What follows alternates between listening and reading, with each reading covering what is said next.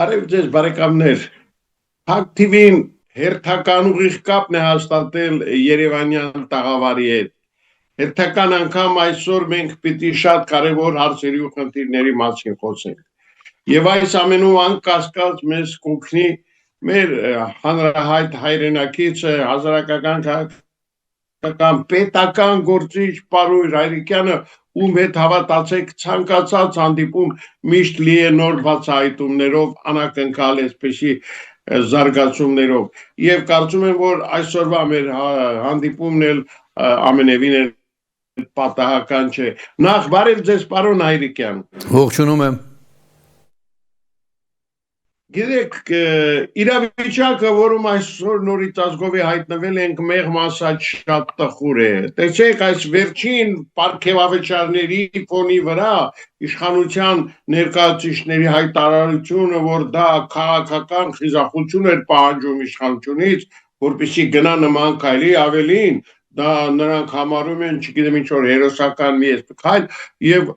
չեն էլ ասում, որ դա սովորական թալան էր, պետական ռեկետ սեփական ժողովրդի հանդեպ։ Լավ,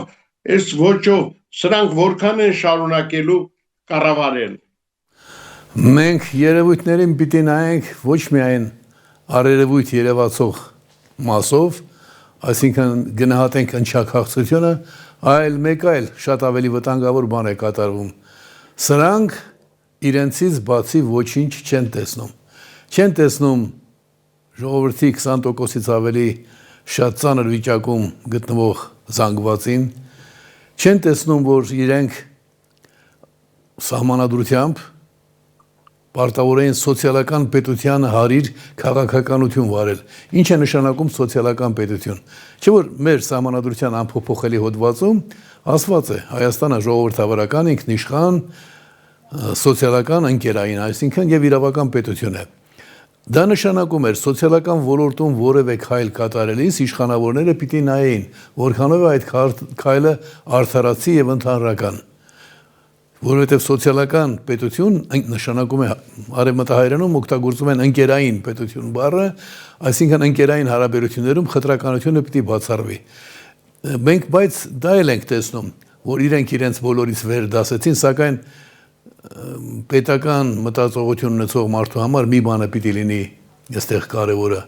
Սրանք հրապարակավ խոստովանեցին, որ մենք ինչ ուզենք կանենք, մեզ ոչինչ չի հետաքրքրում, իսկ այն որ ասում է սա խիզախություն է պահանջում, ցանկացած ստոր արարք, ցանկացած մարդատյաց գործողություն պահանջում է ապուշի հանցագործի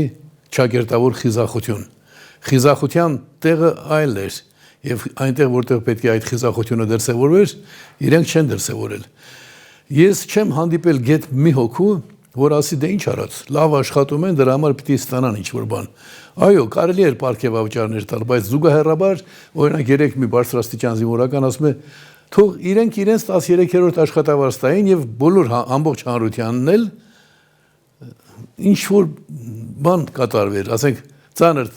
կենսապայմաններում ապրող մարդկանց որոշակի ոչ թե 13-րդ աշխատավարձ, այլ եւս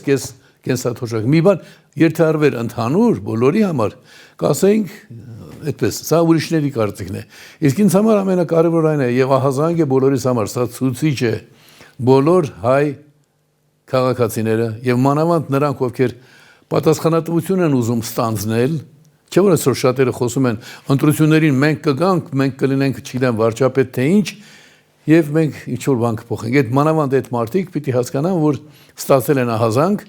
որ օրինախախտումներով, եթե մարդը գնում է սահմանադրության խախտման, ապա ընթացիկ օրենքները խախտել, օրինակ ընտրական օրենսգիրքը խախտելը, իրենց համար մանրուք է։ Պիտի դրան պատրաստ լինենք։ Հայաստանը գնում է դեպի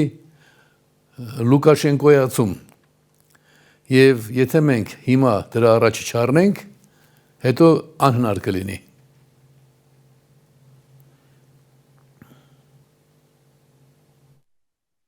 Պարոն Հայրիկյան, ես գիտեմ, որ վաղը դուք շատ հետաքրքիր մի նախաձեռնությամբ եք հանդես եկել, վաղ շատ կարևոր մի միջոցառում է լինելու, որտեղ դուք կբացեք երևի փակակներ ամբողջությամբ, դա շատ կարևոր է։ Իհարկե ես համամիտ եմ ձեզ հետ, որ սահմանադրական օրենքը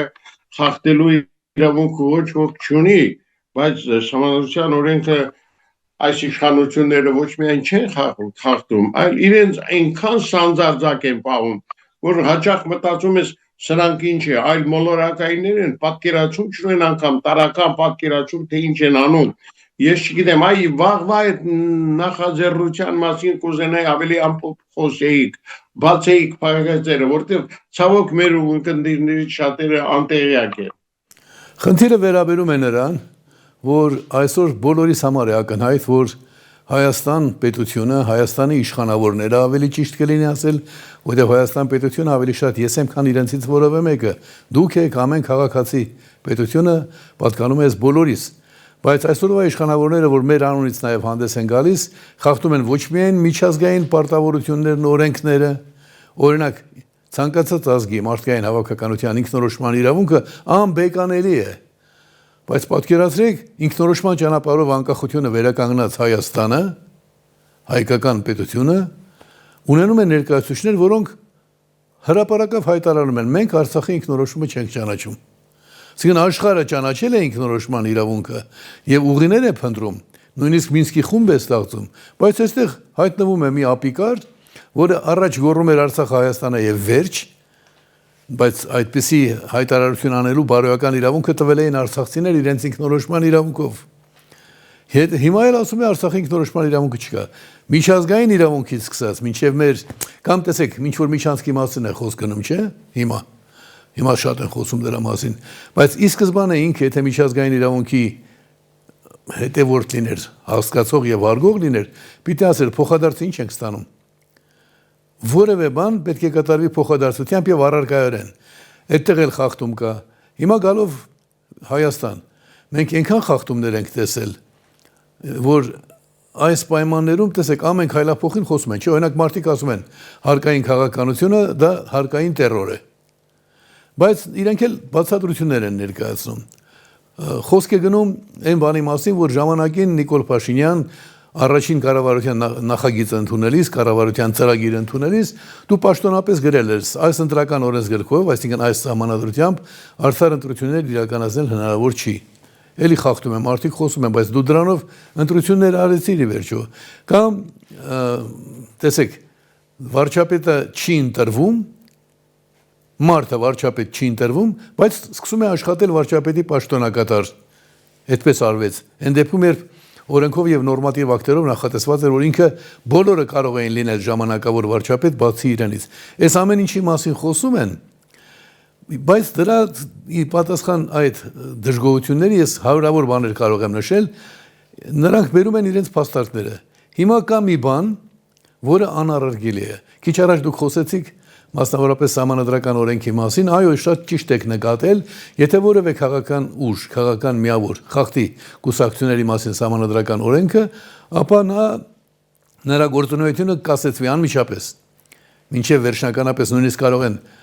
սահմանադրական դատարանով եւ այլն ընդհանրապես այդ կազմակերպության գործունեությունը արգելել։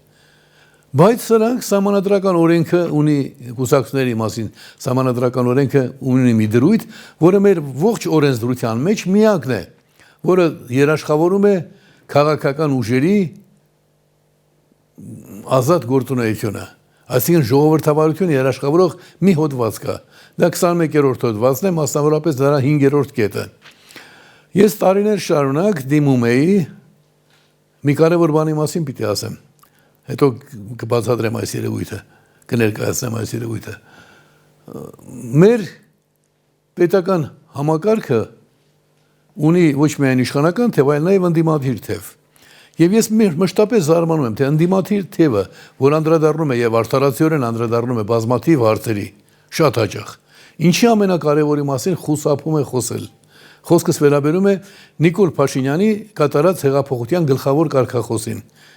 Ես ինչու ասացի Նիկոլ Փաշինյանի կատարած, դա ինքն է կոչում հեղափոխություն, մենք գիտենք, որ դա պայմանավորվածություն էր եւ պայմանավորվածությամբ ինքը իշխանությունը ստացավ, բայց ինչպես ժողովուրդն ասում, գցեց լավ արեց, իր գործն է, դա այլ հարց է։ Բայց ինքը իշխանության է եկել մերժիր Սերժ Սարգսյանի սահմանադրությունը կարգախոսով։ Դա բոլորը գիտեն, բոլորն են հիշում, մերժիր Սերժին, խոսքը չէր վերաբերում անձի մերժելու մասին, այլ նրա որդեգրած։ Ես զարմանում եմ, թե մեր մանավանդ խորհրդարանական ուժերը ինչու երբեք դրա մասին չեն խոսում։ Միթե իրենց նույնպես ձեռնտու է այդ ժողովրդավարությունը ոտնահարող տարբեր տեսակի ապիկարներին այսպես անկաշկանդ ոչ թե գործելու, այլ հանցավոր դրսևորումներ կատարելու հնարավորություն տվող երբեք չեն խոսում դրա մասին։ Չեն խոսում ամենակարևոր բանի մասին, հիմնական օրենքի մասին, երբ այս իշխանությունները սկսել են 20 թվականից սկսեցին մեր ճնշմամբ։ Մենք անընդմեջ հիշեցնում ենք։ Սկսել են ու քայլ չեն կարողանում անել։ Եվ ավելին չեն խոսում են բանի մասին, որ լսեք, աշխատում եք այդ ուղղությամբ, բայց կա այլ ընտրանք։ Ճիշտ է, մենք չենք տվել, մենք չունենք, ասելու բան չունենք։ Մեզ նույնպես ձեռք է տալիս էս, մեզ համար ձեռնտու է այս խուժան սահմանադրությունը։ Երազում ենք, որ վաղը մենք կգանք ու ձեր չարածը մենք կանենք։ Բայց հիմա կա այլ ընտրանք։ Ինչի չեն խոսում այդ այլ ընտրանքի մասին։ Տեսնելով, որ ընդհանրապես քաղաքական ուժերի հետ դժվար է խոսելը, բայց միաժամանակ արձանագրելով, որ 16 քաղաքական ուժեր, իրարամերժ քաղաքական ուժեր համաձայնել են մեզ հետ, ծանոթացել են մեր սահմանադրության նախագծին եւ հասկանալով, որ դա միակն է այսօր առկա, իրենք միացան մեզ եւ միասին դիմեցինք եւս մի քանի անգամ։ Ինչու մի քանի անգամ, որպեսզի կամ հույս է ստացում, կարող ես մարդը մի օր խելքը գլուխ հավաքի, ի վերջո մարդ է, չէ՞։ Մարդկային կերպարանք ունեցողը կարող է մի օր նաև մարդկային դրսևորում ունենալ։ Մյուսն էլ այն է, որ եթե չէ, եթե մնում է իր հանցավոր դիրքերի վրա, ապա մենք ստեղծում ենք փունջ, խախտումների փունջ։ Տարբեր, ուրեմն այդ սահմանադրական օրենքը, որի մասին քիչ առաջ խոսեցի, նրա 5-րդ կետում ասված է, որ եթե դու որևէ քաղաքական ուժից ստանում ես առաջարկ, պետական կառույցը պարտավոր է դա քննարկել, պարտավոր է։ Այսինքն օրենսդիրը ժամանակին կռահել է, որ կարող են գալ այնպիսի օրինազանց շրջանակներ, որ ասեն ստացել են բանի տեղ չեմ դնում։ Այսինքն դա պարտավորեցնում է, եւ եթե սահմանադրական օրենքը պարտավորեցնում է, Նիկոլ Փաշինյանը պարտավոր է անել։ Դատախազ Վարդապետյանը պարտավոր է Նիկոլի ականջները քաշել։ Լավ էլ երևացող ականջներ ունի, չէ՞, ասել որ լսիր, դու խախտել ես։ Արդարադատության նախարարը պիտի հրաժարական տա, ոչ թե ստանա 8 միլիոն դրամ։ Ես ամբողջ տարվա ընթացքում դրա կեսն էլ չեմ ստանում որպես կենսաթոշակ։ Պարլամենտի անդամ եմ եղել 2 անգամ, պարետ եմ եղել եմ խորհրդական, ի վերջո եղել եմ հանձնաժողովների նախագահներ, տարբեր հանձնաժողովների եւ պարլամենտական եւ բայց նա ընդամենը հենց այնպես իր լավ վարքի համար, սա էլ արդարադատության նախարարը, նա պիտի ինքը ընդվզեր, ասել ես ինչ եք անում։ Ինչի համար եք դուք ինձ, ինչև է։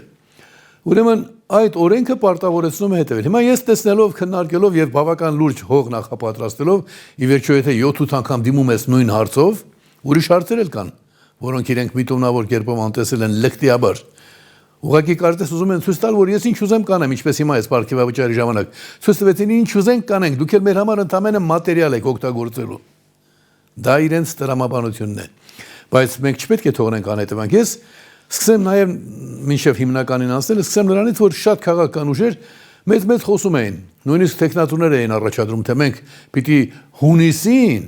այնքան լավ է կյանքը, որ մինչև հունիս պիտի հանգիստ ապրենք։ Այս միջազգային լարվածությունն էլ չեն տեսնում։ Հունիսին ընտրություններում մենք կհաղթենք ու լավ կլինի։ Ի վերջո ինձ հաջողվեց զգալի քաղաքական ուժերի բացատրել, որ լսեք, այս օրինախախտ իշխանությունների հետ ընտրության գնալ եւ ինչ-որ հավակնություններ ունենալ մանկամտություն է։ Այլ բան, եթե բոլորդ համախմբվեք, այն վերջի փուլում, բայց մինչև այդ պետք է ճանապարհ, պետք է հարթել դաշտը։ Անցած հարցազրույցի ժամանակ բերածս օրինակը։ Մենք ասում ենք գնանք ֆուտբոլ խաղանք մի դաշտում, որտեղ խաղադաշտ չկա, քարեր են։ Այդտեղ պիտի խաղան ու հաղթեն։ Ինչև է։ Հիմա դա էլ որ հասկացան, ես զգում եմ որ հասկացան, ամեն դեպքում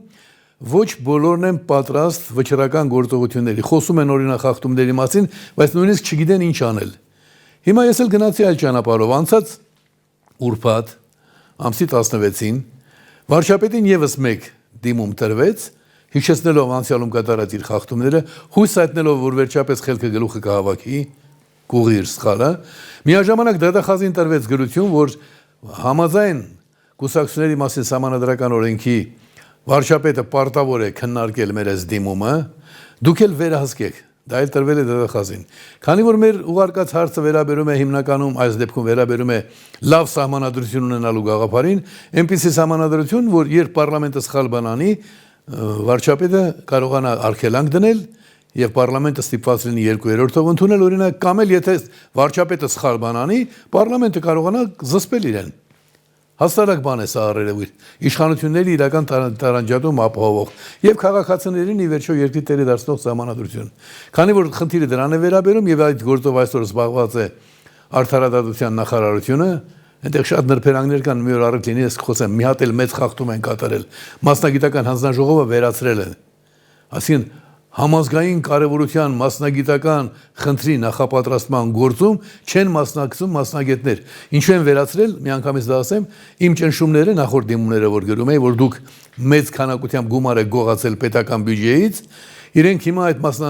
մասնագիտական հանձնաժողովը ցրելով ասում են, չէ, հիմա մենք ոչ մեկին չենք տալիս։ Չեն հասկանում, որ մեկը չեք ազատվում։ Դուք անցյալում արդեն ծախսել եք մի քանի 100 միլիոն դրամ, հենց այնպես տվել եք։ Աշխատանք չի արվել, բայց դուք տվել եք աշխատավարձ։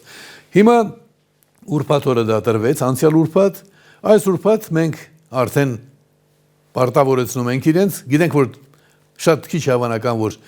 առողջ բանական իրենց դրսևորեն, իդեպ ասեմ, որ ներքին օղակներում բավական լավ են աշխատում, պարտաճանաչ, ճշտակատար, բայց ի վերջո որոշում ընդունողը վարչապետն է, չէ՞, այս 3 միլիարդ պարգևավճար տվող վարչապետն է։ Դա գիտեք ինչ է նշանակում 3 միլիարդ հասկանանք։ Ամեն մարդ հենց այնպես առավոտ պիտի զարթներ եւ իմանար, որ ամեն մարդ, ոչ թե ամեն ընտանիք, ստացել է 1000 դրամ, ինչ որտեղ 1000 դրամ է գտել։ Այսինքն տանը 5 հոգի կա, պիտի ամեն մեկը 1000 դրամ գտներ այդ օրը։ Եթե բաժանվեր ժողովրդի վրա։ Մեծ բան չի, բայց փոքր բան էլ չի։ Բայց իրենք դա բաժանեցին իրենց մեջ։ Ինչևէ, հիմա գալով գործին, կառավարությունը պարտավոր է պատասխանել մեզ, թե ինչու նոյեմբերի 5-ին գրված դիմումը, նոյեմբերի 5-ին, որը հանրագրերի մասին օրենքի համաձայն պետք է 1 ամսվա ընթացքում պատասխան ստացած լինեի ես։ Ոչ միայն պատասխանը չեմ ստացել, չի էլ քննարկվել։ Ինչն է պատճառը, որ այդ հանցագործությունը կատարվել է։ Եթե դատախազը, հիմա արդեն մենք դարձնում ենք հրապարակային հնչեղությամբ։ Անցած ուրբաթ մենք մարդկանց մի քանի տասնյակ մարդ էր, ամենաշատ 50 հոգի։ Ես ենթադրում եմ, այդպես նայեցի մոտ 40 հոգի։ Մարդիկ, կողմնակի մարդիկ եկան միացան, ասացին, մենք չենք ուզում, որ ապրենք օրինախախտ հասարակության մեջ։ Ինչ եք առաջարկում։ Այս գործի վրա մերկացնենք ու փակենք խնդիրը, որ օրինախախտ գործունեություն չի կարող ծավալվել Հայաստանում, ոչ իշխանավորը, ոչ քաղաքացին։ Իսկ այսօր էսպես է, քաղաքացին եթե փոքր օրինախախտում թույլ տա, օրինակ մի հաց գողանա խալուրի խանութից, կտանեն բանտ։ Իրենք միլիոն հատ հաց են գողացել, նորմալ է։ Եվ հիմա այս ուրբաթ, այսինքն, երբ ես հիմա վաղը պիտի դարձյալ մարդկանց հետ ներկայանամ, մենք ստանալու ենք պատասխան, հաշվետվություն։ Կամ չստանալով հաշվետվություն, մենք ամրագրելու ենք, որ օրինախախտումը շարունակվում է։ Եթե այս շարժմանը աջակցեն նաև քաղաքական ուժերը, այսինքն այսպես մենք ոչ Հայրիկյանի կողմնակիցն ենք, ոչ էլ նույնիսկ իր սահմանադրությունն ենք։ Սահմանադրությանն ենք ծանոթ, որտեղ որ ծանոթ է չի կարող այսպես բերկրանքով դրականորեն չարդականքել։ Ծանոթ չենք, բայց մենք գիտենք, որ դուք օրենք եք խախտում։ Եվ եթե օրենք եք խախտում, սա անառարկելի դեպք է, հետագայում էլ պիտի խախտեք։ Մենք չենք ուզում, որ օրինախախտները լինեն իշխանության։ Կամ վարչապետ ուղիղ քո սխալը անմիջապես հրապարակավ քննարկիր Հայրիկյանի ներկայացրած նախաձեռնությունը։ Մենք չգիտենք էլ մանրամասները։ Մենք գիտենք, որ կա սահմանադրական օրենք, դու խախտում ես։ Կամ էլ դու ընդգծիր, որ դու քո տեղում չես։ Դու չես ընդգծում, մենք քեզ կօգնենք։ Ես այսպես ակնկալում եմ, որ այս անգամ մենք ավելի ներկայացուցչական կազմով կլինենք, դեռևս հանրությանը, ինչպես ասում են,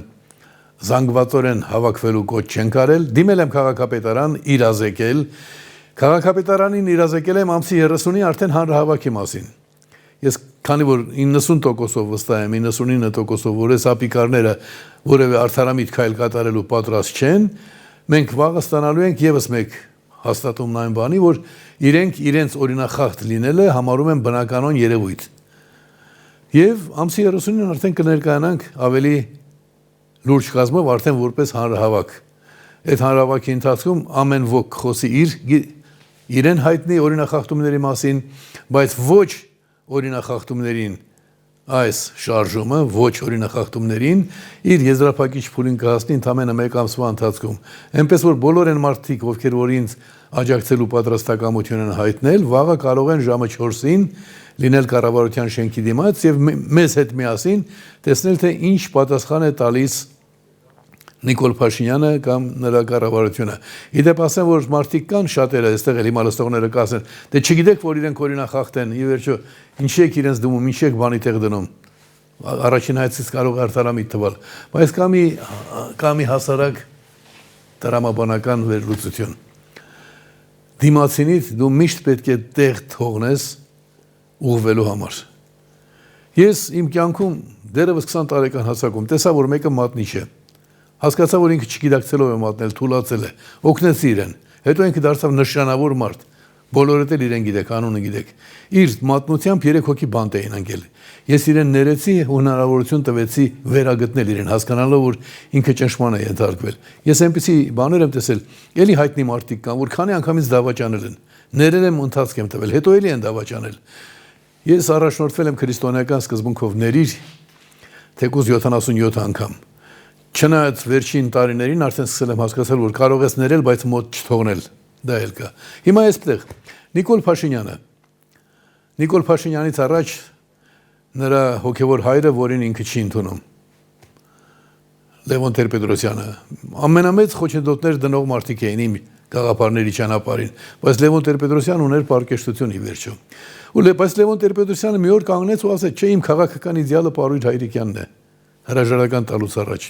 Այս Նիկոլ Փաշինյանն էլ, չէ, եղել է առիթ, այսինքն ինքը իր հոգու խորքում, երբ երիտասարդ էր, մի անգամ եկավ ինձ մոտ, թե գիտես, հայրս քեզ է ընտրել, ես չգիտեմ ինչի է քեզ ընտրել, բայց ես Լևոն Տեր-Պետրոսյանի կողմնակից եմ։ Մի անգամ էլ ասեց ամենաչգնահատված քաղաքական գործիչը Պարույր Հայրիկյանն է։ Ուրեմն դու հասկանում ես ում հետ գործ ունես։ Կարող է դա էլ օգնի, որ ինչ որ բայի խելքդ գլուխդ հավաքես, հասկանաս, որ ես ինձ համար ոչինչ չեմ ուզում։ Իր համար ինչ որ բան ուզողը 18 տարի բանդերում ու ակցիոնում չեն անցկացնի։ Ես ուզում եմ բոլորիս համար, ուզում եմ, որ կարգին հայրենիք ունենանք։ Եվ դրանից ելնելով ես հարկ եմ համարում մինչև վերջ փորձել դիմացինից մարդկային կենսակերպ չասեմ, մարդկային վարվելակերպ որոշակի իրավիճակի համար դրսևորել։ Եթե ոչ, ապա նույն հետևողականությամբ նա պետք է պատժվի եւ գոնե զրկվի մարդկանց ճակատագրերը տնօրինելու բարձրագույն իրավունքից։ Պարոն Հայրիկյան,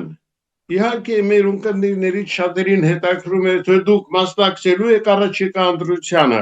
եւ ընդհանրապես ինչ սպասելիքներ ունեք այդ ընտրություններից։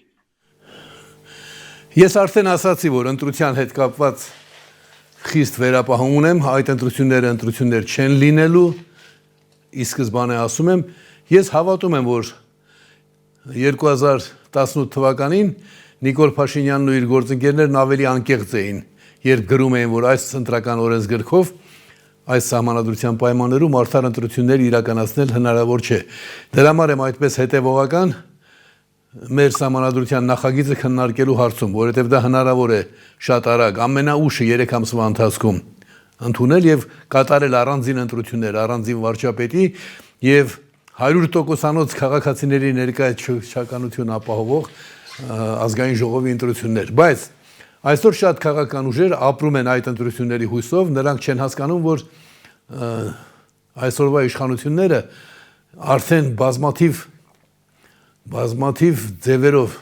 բազմաթիվ անգամներ մեզ ցույց են տվել, որ իրենք առանց որևէ վարանումի գնալու են իշխանությունը վերցնելու ճանապարհով։ Տեսեք, բազմակուսակցական ընտրություններ աշխարհի որևէ երկրում տեղի չեն ունենում այնպիսի հեռանկարով, որ կարող է որևէ քաղաքական ուժ նույնիսկ 50% ստանալ։ Իսկ սրանք խոսում են սահմանադրական մեծամասնություն ստանալու մասին։ Դա սարսափելի բան է։ Գերմանիան օրինակ խորհրդարանական երկիր է եւ այնտեղ էլ արգելանքի տոկոս կա, որևէ քաղաքական ուժ ամենաշատ լավ դեպքում ստանում է 40%։ Ենել կրկնեմ ամբողջությամբ այդ բացառելով կայուն մեծամասնություն սկզբունքը։ Սրանք տրամադրված են գնալ օրինախախտման ճանապարհով, եւ եթե մենք հիմա չկանխենք օրինախախտումը իմ նշած օրինակով, կուսակցությունների մասին համանդրական օրենքը խախտելու գործը չդարձնենք լուրջ համազգային մեղադրանք, ապա ընտրությունների մասին խոսելը մանկամտություն է։ Ես իմ կարևորագույն գործը համարում եմ մեր երկիրը իսկապես ժողովրդավարական երկիր դարձնելը, քաղաքացիների սեփականությունը դարձնելը, առօրյա քաղաքական հարցերին մասնակցել եմ, կմասնակցեմ, բայց ներողամիտ կլինեք, որ կարող է խիստ հնչել, ես չէի կամենա այսօր խոսել այդ չընտրությունների մասին, 6 ամիս հետո տեղի ունենալիք չընտրությունների մասին, այսօր մենք ունենք շատ լուրջ գործ, մեր երկիրը օրինախախտ ուժերից ազատելն է։ Օրինախախտ ուժերի իշխանության պայմաններում չի կարող հանկարծ այդ օրինախախտը ընտրական գործընթացի նկատմամբ դառնալ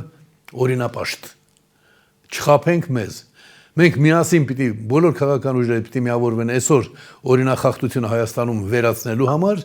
իսկ եթե այդ ճանապարհով չստացվի, այո, որպես վերջին քայլ կարելի է փորձել նաև այդ ընտրական միջոցառումը օգտագործել, բայց դա ընտրություն չէ։ Այս համանadrությունը մեր կործանման, մեր այս բոլոր փորձանքների գլխավոր պատճառն է։ Եթե մարդիկ վերլուծական կարողություններ չունեն, բայց չէ որ մարդիկ այնքան սակավամիտ չեն, որ չհասկանան, որ ամեն վատ բան սկսվեց այս նոր համանadrությունը ընդունելուց հետո, սկսած Նիկոլի հեղափոխությունից վերջացրած պարտություններով։ Երբ դու մարդկանց զրկում ես երկրի տերը լինելու հնարավորությունից, դու այդ մարդկանց վերջնականապես ոչնչացնում ես։ Այնպես որ ընտրությունների մասին բոլոր խոսողներին համարում եմ իշխանամեռած բթամիտներ։ Բթամիտներ։ Որտեղ բթամիտը մի փոքր կվերլուծեր։ Ինչ տեղի ունեցավ այս համանadrությունը ընդունելուց հետո։ Ինչ չարիքներ է պարունակում, եթե ի վիճակի չեն հասկանալու, թե ինչով է այս համանadrությունը չարորակ, ապա գոնե վերլուծեն ինչ տեղի ունեցավ այս համանadrությունը ընդունելուց հետո եւ ինչպես անդրած, երբ դու մի օրինախախտում կատարում ես, բնականաբար դրանք դա պաշտպանելու համար դու հետո նոր օրինախախտումներ պիտի անես։ Պարոն Այրիկյան, կուսակցությունների մասին օրենքի, համանդրական օրենքը այսպես ոտնահարելով առաջ գնացող այս իշխանությունները այնքան վստահ, այնքան լկտի են իրենց պահում, նույնիսկ հայտարարում են, որ մենք գնալու ենք նորից հաղթելու ենք ավելի մեծ տոկոսային, այսպես առավելությամբ, ես չգիտեմ, դա ինչից ելնելով են դրանք այդքան ինքնավստահ, չեն հասկանում, որ օրեցօր ԿՊ-ի վարկանիշը գնալով նվազում է եւ միթե այդպիսի վարկանիշով հնարավոր է հաղթել առաջիկա ընտրություններում։ Դե իրենց հույսը այս ապիկար համանadrությունն է եւ հույս ունեն արհեստական մի քանի քաղաքական ուժեր ասպարեզ իջեցնելու միջոցով դրա շնորհիվ ձայներ այնպես բաժանել, որ խորհրդարան անցնի նախորդ ընտրությունների նման ընդամենը 2-3 ուժ։ Կամ դրանք կլինեն իրենց գրպանի ուժերը, կամ էլ կլինեն իրենց կամակատարները, եւ այդ ձևով իրենք ունենալով ստանալով իշխանական լծակները օգտագործելով ստանալով 15%, իսկ ամբողջ հայության մեջ 10%-ից էլ պակաս, օգտվելով այդ կայուն մեծամասնության ճակերտավոր սկզբունքից, Մուսոլինիի սկզբունքից, որ չգիտես ինչի Սերժ Սարգսյանը լսեց են հիմար մասնագետ կոչվածներին ու դա դարձրեց մեր իրականության մասը։ Մուսոլինին ջախջախված գործիչ է, ինչպես գիտես պատմության աղբանոց նետված գործիչ, ինչպես կարելի է այդ տեսակ գործիչների ճակերտավոր ձեռքբերումները պարտադրել մեր ժողովրդին։ Այնպես որ սրանց երազանքները Աստված իրենց հետ, սրանք մտածում են, որ եկեղեցին է, չէ՞ պիտի վերցնեն իրենց վերահսկողության տակ։ Պատկերացնում եք մարդ, որի օրոք մեռելոցի օրերը Հայաստանում արգելվեցին, ընդամենը շաբաթ օրվա փոխարեն 2 շաբթի օրերին 5 օր տարվա մեջ մարդիկ տարբեր օրեր էին աշխատում, ամեն ինչ մնում էր նույնը, ոչինչ չէր փոխվում, բայց քանի որ սատանայական էություն կար իրենց մեջ, հենց իրենց օրոք այդ կարգը վերացվեց, որպեսզի հայերը իրենց մեծերին չպատվեն։ Մեռելոցը ի վերջո ինչ է նշանակում։ Պատվիր մեծերիդ, որպեսզի հայերը այդ մակարդակը ուրանան, որը գիտեք նախապայմանն է, եթե չես պատվում եթե պատվում ես մեծերիդ, օրերդ երկարում են։ Այդպես է ասված Աստվածաշնչում։ Բոլոր կրոնների համար է այդպես։ Եթե չես պատվում, օրերդ կարճանում են, այսինքն վատան։ Սրանք գնացին են ճանապարհով, որ ինչքան կարելի է վնասել։ Եթե նույնիսկ դա անում են ոչ թե չգիտակցելով, ավելի վատ, նշանակում է իրենք սատանայի ձեռքի կույր գործիքներ են։ Հանկարծ սրանք մարդ, որ չի հասկանում, որ կաթողիկոսը օծյալ է։ Օծյալ լինելուց հետո նա այլ որակ է ստանում։ Կաթողիկոսի դեմ դու ոտնձգություն անելով ասում ես եկեղեցու դեմ չեմ պայքարում։ Ես պիտի հիշենք մեր մանավանդ դուք այդ բոլորը լավ գիտեք, ես քանի որ մասնավոր զրույցներն եմ հիշում, նախորդ կաթողիկոսական ընտրություններում միջամտություն ցուցադրած գործիչները ահավոր պատժվեցին եւ պատժվեցին ոչ երկրային տրամաբանությամբ։ Հենց նույն օրը մենք այդ նշանը ստացել ենք։ Հիմա ինչ որտեղ ես չնայած չեմ ուզում որևէ հայիկ ծիծարյուն գա, նույնիսկ, բայց ինչ որտեղ արձանագրում եմ, որ սրանք հայ առաքելական եկեղեցու դեմ պատերազմ հայտարարելով իրենց գերեզմանը փորեցին։ Այնպես որ օրինախախտումների դեմ իմ կոչը, բոլորին միավորվելու կոչը այսօր գալիս է նրանից, որ ժամանակին Հայաստանի բոլոր այսօրվա քաղաքացիների տատիկներն ու պապիկները ինքնորոշման գաղափարի շուրջ համախմբվելու իմ կոչը լսելով օգնեցին մեր ժողովրդին վերականգնել պետականությունը, դառնալ միջազգային իրավունքի ենթակա։ Հիմա էլ ես այս ուրբաթօրյա գործողությունները նախաձեռնելով ուզում եմ այդ մարդկանց կոչ անել մեր բոլոր քաղաքացիներին գիտակցել, որ մեկ անգամ արդարացված մոտեցումը, այսինքն ինքնորոշման իրավունքը մեր ժողովրդին այն ժամանակ տեղը դրեցինք եւ ինքնորոշման ճանապարհով ստացանք ամենակարևոր բանը ազգի համար, թե հետո ինչպես զարգացավ այդ այլ խնդիր է, որովհետեւ մենք թշնամիներ ունենք եւ ունենք։ Նույն կերպ այսօր մենք օրինականության դեմ աշխատող Հայաստանի իշխանավորներից մեր ժողովրդին պետք է ազատենք, կամ էլ այդ մարդկանց օգնենք, որ նրանք դարձի գան, չնայած շատ ուշ է իրենց համար։ Այնպես որ դուք խոսեցիք սրանց պատրանքների մասին, եթե այդ պատրանքները ինչ որ